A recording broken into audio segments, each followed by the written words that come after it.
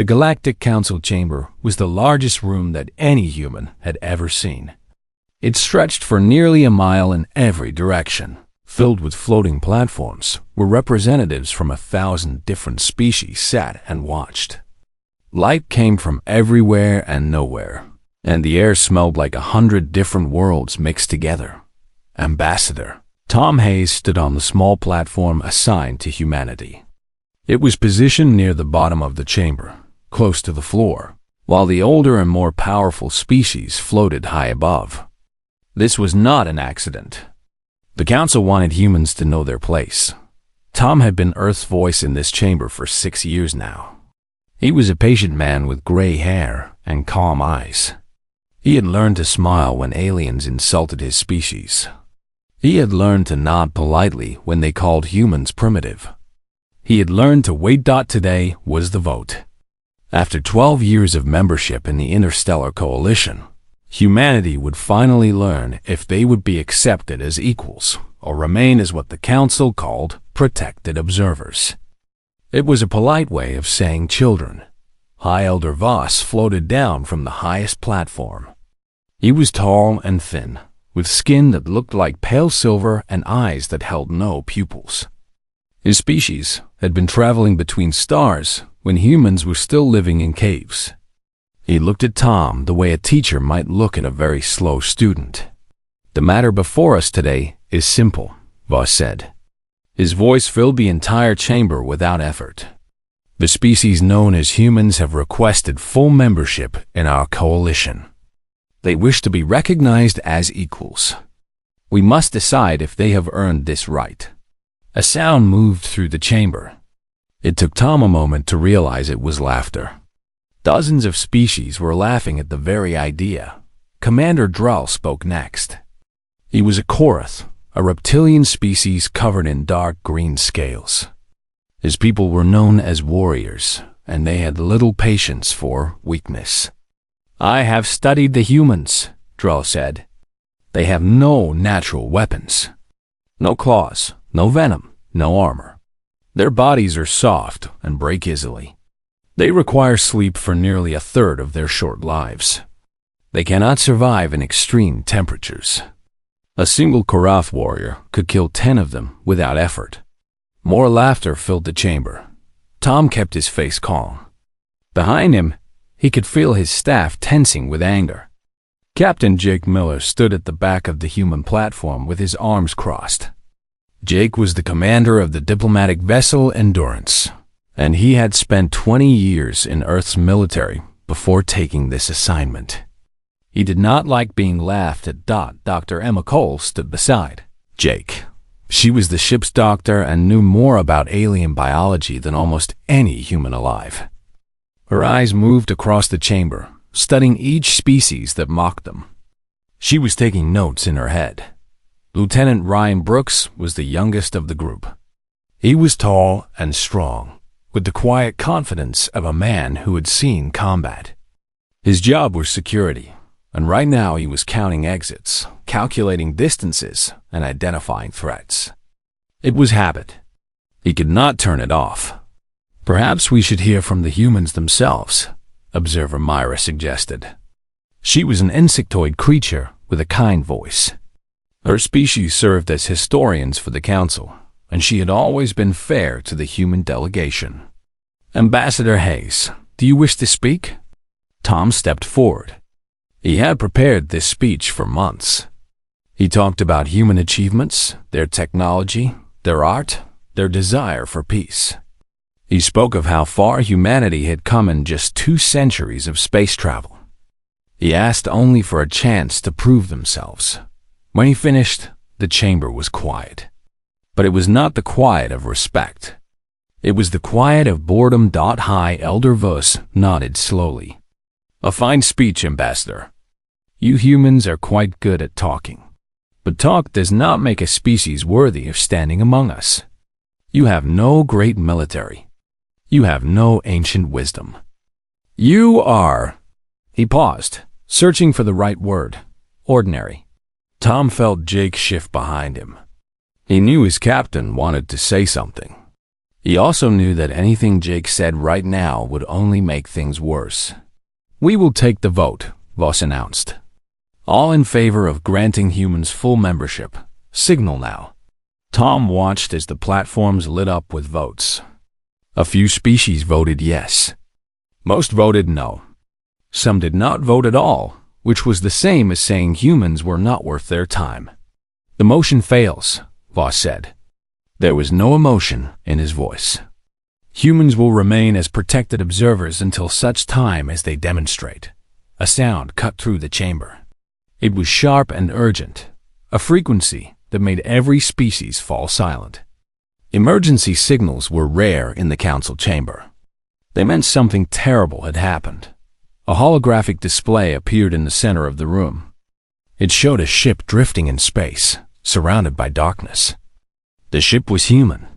Tom recognized it immediately. It was the New Dawn, a colony vessel carrying over 2,000 civilians to a new settlement world. The ship sent a distress signal 14 minutes ago, a council technician reported. "They have been boarded by Victari raiders." The chamber went completely silent. The Victari were known throughout the galaxy as the most brutal slavers in existence.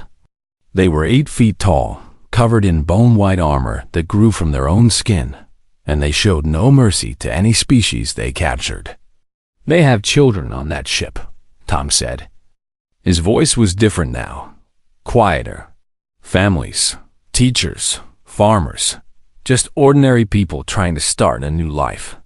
No one responded. Jake stepped forward. "Give us permission to launch a rescue mission. The Endurance can reach them in 6 hours." Commander Drell shook his head. "That space is too dangerous. The Victari have a fleet in that sector.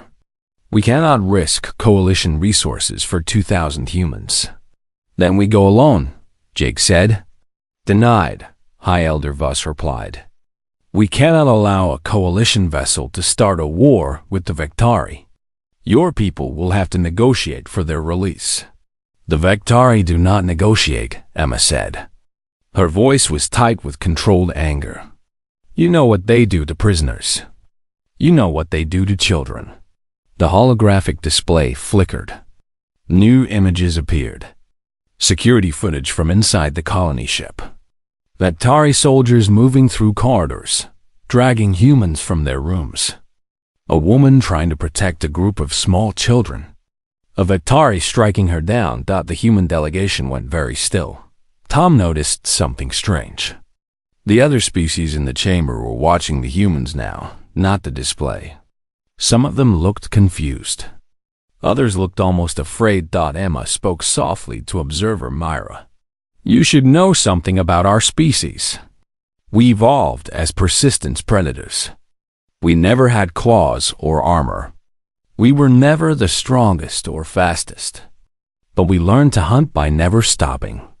And there's something else. Something we buried under civilization for 10,000 years." Myra tilted her head. "What is that?"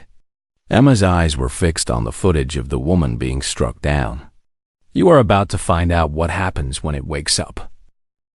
The colony ship New Dawn had been traveling through quiet space when the Victari found them. Captain Ben Torres was on the bridge when the first warning lights started flashing. He was a simple man who had spent most of his life flying cargo ships between Earth and Mars. This was supposed to be an easy job. Take 2,000 colonists to a new world. Help them unload. Go home. Now, he watched as 4 massive Victari warships dropped out of hyperspace around his vessel. Their hulls were covered in spikes and weapons. They looked like creatures, not machines.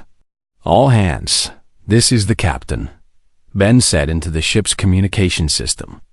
His voice was steady, even though his heart was racing. "We have hostile contact. Everyone get to the safe rooms. Lock the doors. Stay quiet." It was not enough. Nothing would be enough. The Victari did not bother with warning shots. They attached their ships directly to the New Dawn and began cutting through the hull. Ben could hear the metal screaming as they burned their way inside. Kate. Lynn was in the medical bay when the first explosion shook the ship. She was a nurse, 32 years old, with steady hands and a calm mind. She had joined this voyage because she wanted to help build something new. Now she grabbed the wounded colonist she had been treating and dragged him toward the back of the room. "Everyone stay down," she said to the other patients. "Stay quiet. Do not move unless I tell you." The sounds of fighting reached them. Human screams. Alien roars. Then silence. The door to the medical bay exploded inward. A Vektari soldier stepped through the smoke. It was 8 feet tall, covered in white bone armor that seemed to grow from its flesh. Its eyes were small and red, and its mouth was full of teeth that looked like broken glass. Cake did not scream. She did not run. She stood in front of her patients and met the creature's eyes. The Vektari studied her for a long moment. Then it made a sound that might have been laughter. It grabbed Kate by the arm and threw her against the wall. She hit hard enough to see stars, but she forced herself to stand up. "Take them," the Vektari said in broken common. "This one is fire. The masters will like her." All across the ship, the same scene played out. Families were torn apart. Parents were separated from children. Anyone who resisted was beaten until they stopped. Lily Park was a teacher. She had brought 12 of her students into a storage room and locked the door when the attack began. The children were young, between 5 and 8 years old. They were crying and asking for their parents. "It is going to be okay," Lily told them. She kept her voice soft and gentle even though she was terrified. "We are going to stay very quiet and play a game. The game is called Statues. Everyone has to be completely still and silent. Can you do that for me?" The children nodded. They trusted her. The door shook. Something was trying to get in. Lily moved the children to the back of the room and stood between them and the door. She had no weapons. She had nothing but her body and her will. The door broke open. 2 Vektari soldiers entered. They saw the children and made please sounds to each other. "Young ones," one of them said. "Very valuable. Very soft." Lily spread her arms wide. "You will not touch them." The Vektari looked at her like she was an insect. One of them backhanded her across the face. She fell to the ground, blood pouring from her nose and mouth. But she got back up. She always got back up. "I said you will not touch them." The Vektari hit her again. And again. Each time she fell, she stood up. Each time she stood up, she put herself between the monsters and the children. Finally, the Vektari grew tired of the game. They grabbed her by the hair and dragged her out of the room, then herded the crying children behind her. In the engine room, Mike Davis hid in a maintenance tunnel and watched the Vektari through a grating. Mike was an engineer, small and thin, with hands that could fix anything. He had crawled into this space when the attack began, and now he was the only crew member who was still free. He could hear the Vektari talking to each other. Their language was harsh and ugly, but he understood enough. They were going to take the colonists back to their home world. The adults would become slaves. The children would be sold to the highest bidder. Mike felt something cold settle in his chest. It was not fear. Fear had burned away hours ago. This was something else. Something older. Something that did not care about pain or death or odds. He began to move through the tunnels, studying the ship's systems. If he could not save everyone, he would make the Vektari pay for every single life they took that far away. In the Galactic Council chamber, the human delegation watched everything through the security feeds. The holographic display showed image after image of suffering. Humans being beaten. Children crying. Families destroyed. Captain Jake Miller had not moved for a long time. He stood perfectly still, his eyes fixed on the display. His breathing was slow and deep. Anyone watching him might think he was calm. They would be wrong. Dr. Emma Cole stood beside him.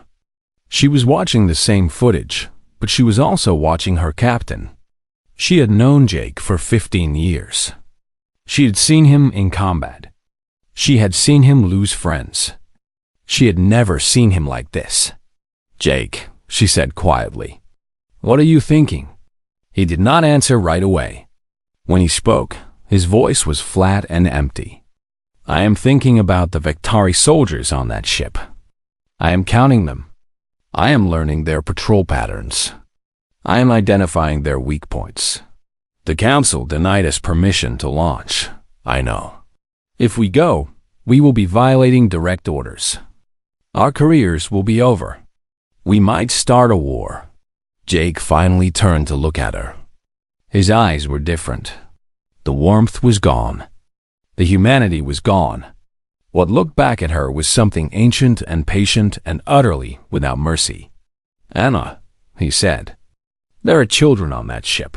She nodded slowly. "I know. That is why I already told the crew to start pre-launch sequences." Across the room, Lieutenant Ryan Brooks was having a quiet conversation with the security team. They were not talking about whether to launch a rescue mission. They were talking about weapon loadouts and breach points and how many Predatory they could kill before anyone realized what was happening. "Ambassador," Tom Hayes approached High Elder Vus one more time. His face was calm. His voice was polite.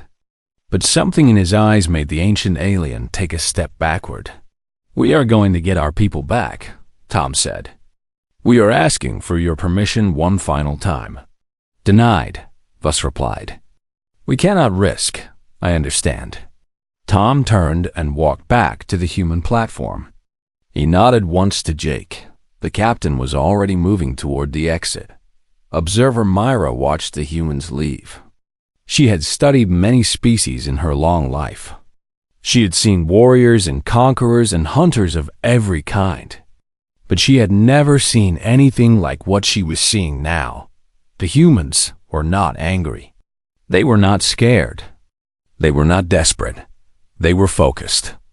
Every single one of them moved with the same quiet purpose. They did not speak to each other because they did not need to. They knew what had to be done. "What is happening to them?" Mira asked Commander Drell.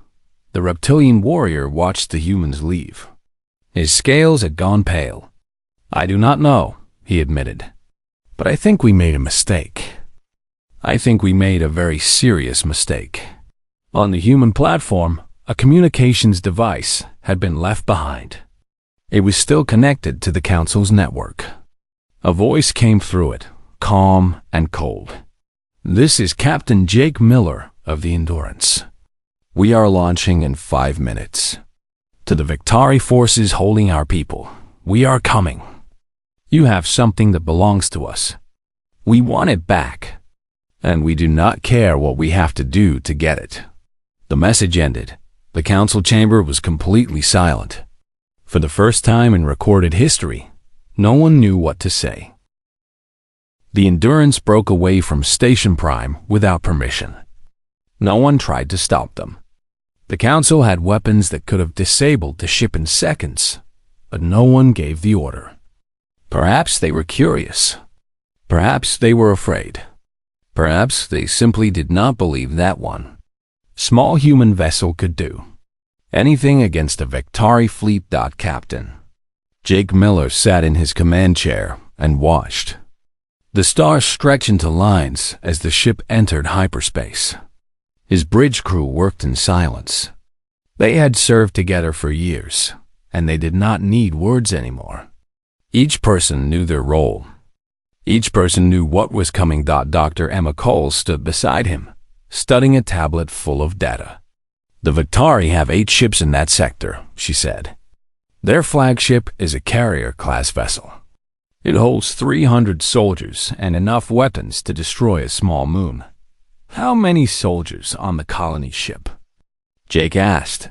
"Based on the footage, approximately 40. Jake nodded. 40, that is manageable. Anyone else would have called him insane. 40 Predatory soldiers were enough to conquer a small planet. Each one was twice the size of a human, covered in natural bone armor, and trained from birth to kill. They had never lost a ground engagement against any species in recorded history, but Emma did not call him insane. She just pulled up more data. Their armor has gaps at the joints, the neck, the inner elbows, the backs of the knees. If you hit those spots with enough force, the bone will crack. What kind of force? A standard combat knife should be sufficient. If you twist, Lieutenant Ryan Brooks entered the bridge. He had changed into black tactical gear and carried enough weapons to arm a small squad. Behind him, 11 other crew members stood ready. They were the volunteers. Every single person on the ship had asked to join the boarding party. Ryan had chosen the ones who were best at staying alive. "We are ready," Ryan said. "What is the plan?" Jake turned in his chair to face them. For a long moment, he just looked at his people. They looked back without fear. Something had changed in all of them. Some ancient switch had been flipped. They were not soldiers anymore. They were not explorers or diplomats or scientists. They were something much older. "The plan is simple," Jake said. "We dock with the colony ship. We kill every Vectari on board. We take our people back. Then we leave. What about the other 7 Vectari ships?" Someone asked. "They can either let us leave or they can join their friends. Their choice." No one laughed. No one questioned the plan. They just nodded and went to prepare. Far away, on the colony ship New Dawn, the colonists had been gathered in the main cargo hold. Over 2,000 people sat on the cold metal floor, guarded by Vectari soldiers. Families huddled together. Children cried quietly into their parents' shoulders. The old and the sick lay where they had fallen. Lily Park sat with her students around her. Her face was swollen from the beatings, but her eyes were clear. She had been teaching the children a quiet game, using hand signals to communicate without making noise. It kept them calm. It kept them focused. Caitlin moved through the crowd, helping the wounded. The Vectari did not care if their prisoners lived or died before reaching the slave markets. If someone could not walk, they were left behind. Kate was determined that everyone would walk. Near the back of the hold, Ben Torres watched the guards. He had been counting them for hours. He knew their patrol patterns. He knew when they changed shifts. He knew which ones were lazy and which ones were alert. He did not know what to do with this information yet, but something inside him was working on a plan. Mike Davis was still in the maintenance tunnels. He had not slept in 18 hours. He had not eaten in 24. It did not matter. His body had found some deep reserve of energy that he had never known existed. Pain was just information now. Hunger was just noise. He had one purpose, and everything else was irrelevant. He reached the engine room access panel and looked down at the Vectari power core. It was crude technology compared to human systems, but it was effective. If he could overload it, the resulting explosion would destroy the Vectari. Ships docked to the New Dawn. It would also kill everyone on board. He filed that option away as a last resort. Then he started working on something else. In the council chamber, the observers watched the Endurance's approach with growing unease. The human ship was a speck compared to the Vectari fleet. It should have been destroyed the moment it dropped out of hyperspace. But something strange was happening. Why have they not fired? High Elder Voss asked. Commander Drell studied the tactical display. The humans are approaching at an unusual angle. They are using the colony ship as cover. The Vectari cannot fire without risking their prize. That seems clever. It is more than clever. Look at their flight pattern. They are anticipating every Vectari movement before it happens. It is like they know exactly what the enemy will do. Observer Myra pulled up the human life sign readings. Their biological markers are abnormal. Their heart rates are elevated but steady. Their stress hormones are extremely high. yet their brain activity shows no signs of panic. They are. She paused, trying to find the right words. Calm.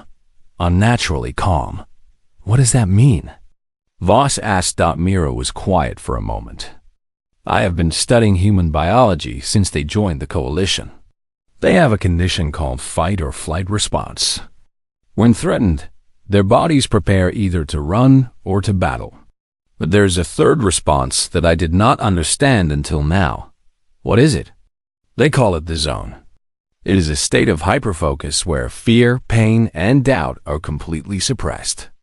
Their ancestors used it when hunting prey that was faster and stronger than them. They would enter this state and pursue their target for days, never stopping, never resting, until the prey collapsed from exhaustion. Commander Drell's scales went even paler. You are saying they hunted by refusing to stop? Yes, they call it persistence hunting. Most predators use speed or strength. Humans used endurance and patience. They could track a wounded animal across hundreds of miles. They could run through heat that would kill other species. They simply did not stop. But that was thousands of years ago. They are civilized now. Myra looked at the display, where the Endurance had just docked with the colony ship. Are they? On the colony ship, the airlock opened. Vetari guards rushed toward it, weapons raised, ready to repel boarders. They expected humans to come through in a wave, firing wildly, dying quickly. Instead, the lights went out. The emergency power failed a second later. Then the environmental systems. The Vetari guards stood in complete darkness, their sensors suddenly useless. They could hear nothing. They could see nothing. Then they started to hear the sounds. A footstep here. A breath there. Metal sliding against leather. Things moving in the dark. A Vetari soldier turned toward a noise and felt something sharp enter the gap in his armor at the neck. He tried to scream, but his throat was no longer connected to his lungs. He fell without making a sound. Another soldier fired his weapon blindly into the darkness. The flash illuminated nothing but empty corridor. When the light faded, something hit him from behind. He did not feel the second hit. Ryan Brooks moved through the ship like a ghost. He had turned off his translator. He did not need words anymore. His team communicated in hand signals and clicks, an ancient language that humans had used before they invented speech. Pure information. No wasted effort. They did not fight the Vetari. Fighting implied a contest with uncertain outcome. This was not a fight. This was a harvest dot in the cargo hold. The colonists heard the sounds of combat growing closer. Ben Torres stood up slowly. He could feel something happening inside him. It was like waking up from a long sleep. His fear was gone. His pain was gone. He knew with absolute certainty that someone was coming to save them. And he knew with equal certainty that the Vetari were going to pay for every bruise, every tear, every moment of suffering they had caused. He looked at Kate Lynn. She nodded.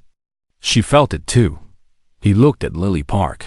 She was already standing, putting herself between the children and the guards. The Vetari in the cargo hold started to realize something was wrong. Their communications were dead. Their friends outside had stopped responding. And the humans they were guarding were looking at them, differently now, not with fear, with patience. The door to the cargo hold exploded inward. Jake Miller walked through the smoke with a rifle in his hands and nothing but cold purpose in his eyes. Behind him came his crew, moving like parts of the same machine. "Get behind us," Jake said to the colonists.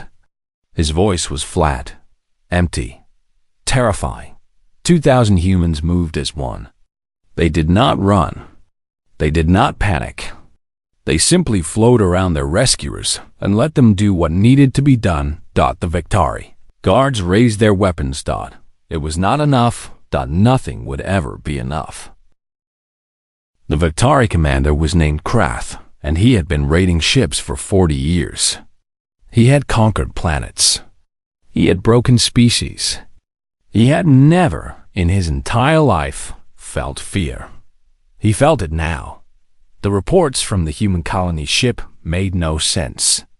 His soldiers were dying, but no one could explain how. Their cameras showed only darkness. Their sensors detected nothing. One by one, his warriors simply stopped responding. How many humans boarded that ship? Kraft demanded. His tactical officer checked the readings twice before answering. 12, Commander. Just 12. Kraft stared at the display. He had 40 soldiers on that vessel. 40 of his best warriors against 12 soft, fragile humans. The battle should have been over in seconds. It had been 30 minutes. He had lost contact with 23 soldiers. The remaining 17 were retreating toward the center of the ship, reporting enemies that appeared from nowhere and vanished like smoke. Send reinforcements, Krath ordered. All available units. Commander, if we board in force, we risk damaging the cargo. The slaves. I do not care about the slaves. I want those humans dead. Aboard the colony ship, Ryan Brooks crouched behind a support beam and reloaded his rifle. His hands moved without thought. Muscle memory. 10,000 hours of training reduced to pure instinct. He could hear Vektari footsteps approaching from 2 directions. He counted them by the rhythm. 6 from the left. 4 from the right. He gave hand signals to his team. 2 fingers left. 1 finger right. 3 count. They moved as 1. The Vektari came around the corner, expecting to find wounded prey. They found ghosts. The humans did not fight fair. They did not stand in open ground and exchange fire. They attacked from behind, from above, from angles that should have been impossible. They used the ship itself as a weapon, triggering doors to crush limbs, venting atmosphere into sealed rooms, turning every shadow into a death trap. Jake Miller walked through the chaos with terrible calm. He had stopped counting the Vektari he killed. The number did not matter. What mattered was clearing a path to the colonists and getting them to safety. He found a group of civilians hiding in a storage room. A young woman stood in front of them, bruised and bloody, but still on her feet. Lily Park. He had seen her on the security footage, taking beating after beating to protect the children behind her. You came, she said. Her voice was hoarse. Her eyes were wet with tears. She had not let herself cry. We always come, Jake replied. Can you walk? I can do more than walk. She looked at the Vektari body on the floor near the door. It had been killed by blunt force trauma to the head. A metal serving tray lay nearby, bent and covered in alien blood. I got tired of waiting. Jake allowed himself a small nod of respect. Stay behind me. We are leaving. In the cargo hold, the colonists had stopped being victims. Something had awakened in all of them when their rescuers arrived. 2,000 years of civilization fell away, and what remained was something raw and primal and absolutely unified. Ben Taurus had organized the able-bodied into groups. They did not have weapons, but they had numbers and they had fury. When a Vektari soldier tried to retake the cargo hold, 30 colonists swarmed it at once. The creature was stronger than any 5 of them combined. It did not matter. They did not stop coming. They did not stop fighting. They pulled it down by sheer weight of bodies and beat it to death with their bare hands. Kate, Lynn had turned the medical supplies into weapons. She knew exactly how alien bodies worked, and she knew exactly how to make them stop working.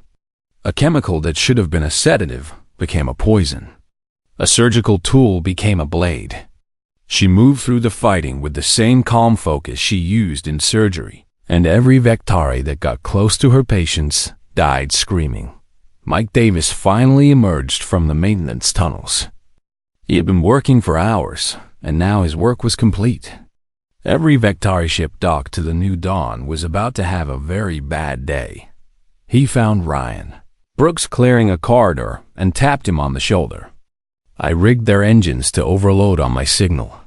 When we were ready to leave, I pushed this button, and they lose all 4 boarding ships. Ryan looked at the small device in Mike's hand. Will that kill anyone on our side? No, I made sure of that. Good. Save it for when the captain gives the order. In the Galactic Council chamber, the observers watched in stunned silence. The tactical display showed the impossible unfolding in real time. 12 humans had boarded a ship held by 40 Predatory warriors. In less than an hour, the Predatory were losing. This cannot be happening, High Elder Voss said. The Predatory are one of the most dangerous species in the galaxy. How are the humans doing this? Commander Drell had not spoken in a long time. His eyes were fixed on the display. His warrior's mind was analyzing every move, every tactic, every kill. What he saw terrified him. They are not fighting like soldiers, he said finally. They are fighting like predators. Every action is designed to cause maximum fear and confusion. They are not trying to win a battle. They are trying to break the Predatory spirit. But humans are not predators, Observer Myra said. Their biology is exactly that of a predator, Drell interrupted. I was wrong before. I looked at their bodies and saw weakness. I did not look at their history. They conquered their entire planet. They drove countless species to extinction. They survived ice ages and plagues and wars that should have destroyed them. They did not do that by being weak. On the display, the last Predatory soldier on the colony ship fell. The human boarding party had lost no one. Not a single casualty. Krath watched from his flagship as his soldiers died. He had lived his entire life believing that strength and size determined victory. Now he understood that he had been a fool. These humans were not weak. They had simply been pretending. His communications officer spoke up, voice shaking. Commander, the human ship is hailing us. Put it through. Jake Miller's face appeared on the screen. He was covered in blood, none of it his own. His expression was empty. His eyes were the eyes of something that had stopped being human hours ago. This is Captain Jake Miller, he said. Your soldiers are dead. Your ships are about to be destroyed. You have one chance to survive. Leave this sector now and never come back. If you stay, we will board your flagship next. If you run, we will chase you. If you hide, we will find you. You took our people. You hurt our children. There is nowhere in this galaxy you can go where we will not follow. Kraft tried to respond, but Jake was already gone. The human had not waited for an answer. He had not negotiated. He had simply stated facts. Commander, what are your orders? Kraft looked at the tactical display. He had 4 ships left. The humans had 1. By every measure, he should have the advantage. But he had seen what they did to 40 of his best soldiers. He had seen how they moved, how they fought, how they simply refused to stop until every enemy was dead. Retreat, he said. The word tasted like ash in his mouth. All ships full retreat, now. The Predatory fleet turned and fled into hyperspace. They left so fast that they abandoned their dead without hesitation. Anything to get away from the humans. Mike Davis pushed his button.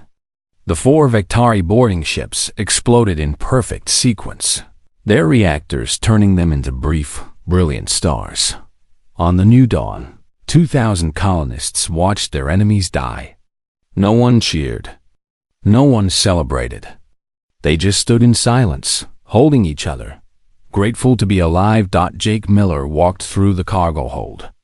People reached out to touch him as he passed, to thank him, to make sure he was real. He nodded to each of them, but did not stop. He had one more thing to do. He found Lily Park sitting with her students. The children were finally asleep, exhausted by fear and relief. Lily looked up at him with eyes that held no fear anymore. Thank you, she said simply. Thank you, he replied. You kept them safe. You did not break. I could not break. They needed me. Jake understood completely. That was the human secret. That was what the galaxy had failed to see.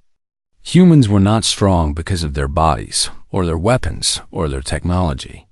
They were strong because they would do absolutely anything to protect the ones they loved. Anything at all. He looked down at his hands. They were still covered in blood. He would have to clean them eventually. He would have to put the mask back on, return to being the calm, civilized captain that the galaxy expected to see.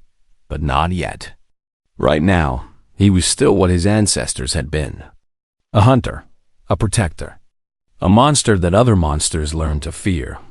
The Endurance detached from the colony ship and set course for home. Behind them, the wreckage of Vectari ships drifted in the void, and across the galaxy, in 1,000 different ports and stations, the story began to spread. The humans had come for their people. The humans had not asked permission. The humans had not shown mercy. The galaxy was never going to look at them the same way again. 3 days had passed since the rescue. The Endurance had returned to Station Prime with all 2,000 colonists alive and safe. Human casualties numbered 7 wounded, none seriously. Vectari casualties numbered 847 dead, 203 captured, and 6 ships destroyed. The numbers spread through the council like a virus. Every species heard them. Every species tried to understand them. None of them could. Ambassador Tom Hayes walked into the council chamber at the appointed hour. He wore the same simple suit he always wore. His face held the same calm expression it always held. He greeted the delegates with the same polite nods he always used, but everything was different now. The chamber was quiet when he entered. Usually, there was chatter, laughter, the casual noise of 1,000 species going about their business. Today, there was only silence. Every eye in the room was fixed on the human delegation. Tom took his place on the human platform. Captain Jig Miller stood behind him, freshly cleaned and dressed in his formal uniform. Dr. Emma Cole stood beside Jake, her tablet held loosely in her hands. Lieutenant Ryan Brooks stood at the back, his face revealing nothing. They looked exactly as they had 3 days ago. Calm, professional, harmless. The council knew better now. High Elder Vuss floated down from his platform. He moved slowly, almost carefully, as if approaching a sleeping predator. When he spoke, his voice held something it had never held before: uncertainty. Ambassador Hayes, Voss said, we have reviewed the events of the past 3 days. We have analyzed the footage from the colony ship. We have studied the tactical reports from the engagement. We have questions. Of course, High Elder. We are happy to answer. Voss hesitated. In 12,000 years of life, he had never hesitated before speaking to a younger species. The state that your people entered during the rescue, the condition that allowed them to perform as they did. Can you explain it? Tom considered the question. He had spent the past 3 days preparing for this moment. The galaxy had seen what humans could become. Now they wanted to know if they should be afraid. We call it many things, Tom said. The zone. Battle focus. The red mist. Every human understands it, even if they have never experienced it themselves. It is part of our heritage. But what is it? Voss pressed. What causes it? Evolution, Emma answered. She stepped forward, pulling up data on her tablet. Humans evolved on a world that was trying to kill us every single day. We were not the fastest. We were not the strongest. We had no armor, no venom, no natural weapons. We should have gone extinct, but you did not. No, we survived because we developed something unique. Our bodies can override our normal limitations when we are threatened or when someone we love is threatened. Pain becomes irrelevant. Fear becomes fuel. We can push ourselves past every boundary that usually keeps us safe, because in those moments, safety does not matter. Only victory matters. Commander Drell spoke up from his platform. I have seen warriors enter similar states. Battle rage. Berserker fury. But it burns out quickly. Your people maintain this condition for hours. Yes, Emma said. Because we are not entering rage. We are entering focus. Our ancestors hunted by tracking prey for days without rest. They did not need to be angry. They just needed to be patient. The predator inside us is not wild. It is cold and quiet and absolutely relentless. The chamber was completely silent. Species that had conquered worlds and built empires listened to the small human woman explain why her people were more dangerous than any of them. Observer Myra asked the question that everyone feared. And can you control this condition? Can you prevent it from activating? Tom answered.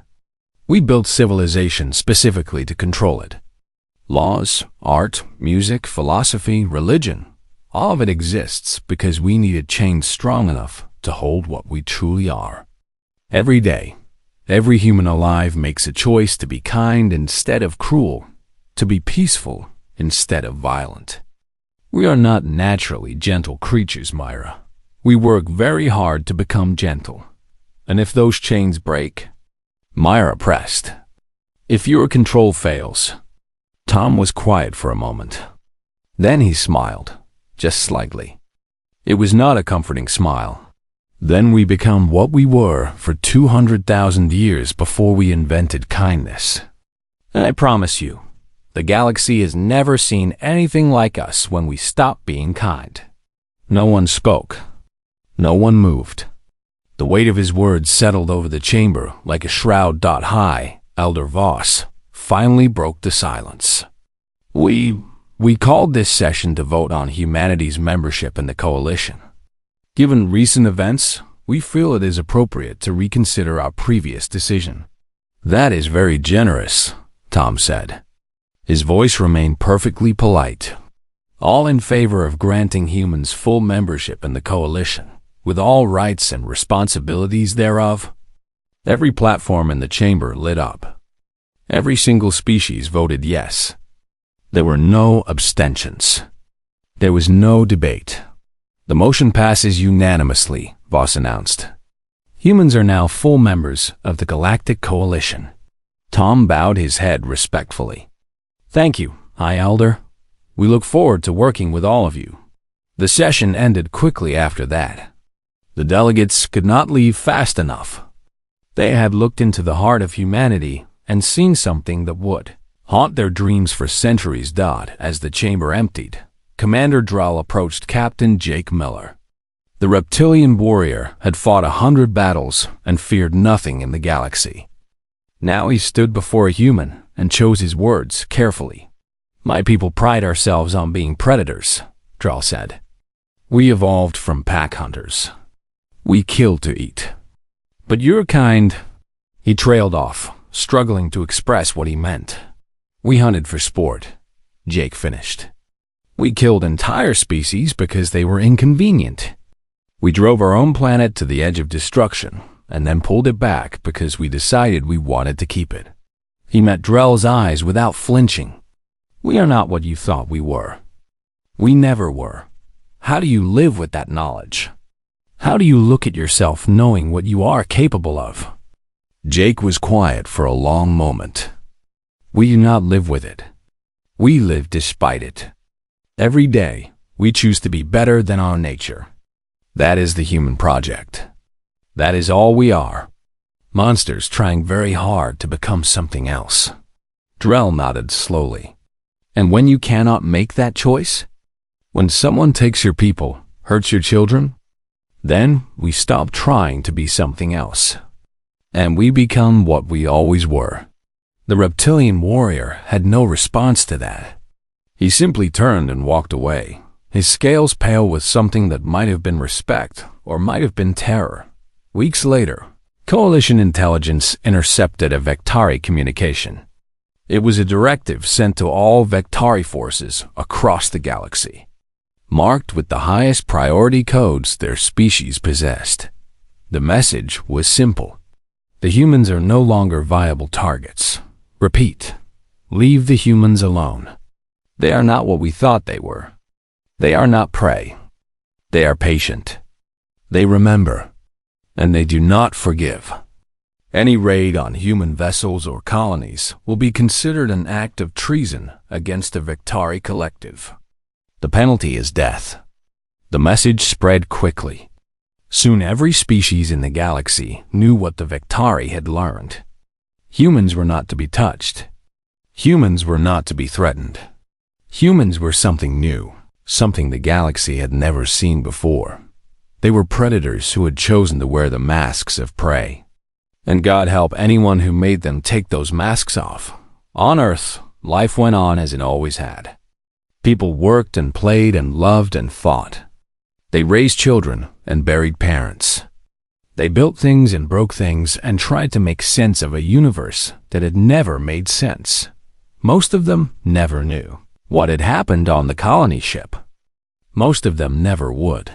But somewhere, in a quiet room on a ship called the Endurance, Jake Miller sat alone and stared at his hands. He remembered everything. He remembered the feeling of bones breaking beneath his fingers. He remembered the sound of Vectari soldiers dying. He remembered how easy it had been. How natural. Emma Cole found him there, just as she always did. She did not speak. She just sat beside him and waited. How do we go back? Jake asked finally. After what we did, after what we became, how do we go back to being normal? Emma took his hand in hers. It was a simple gesture, but it meant everything. It meant that she saw what he was and loved him anyway.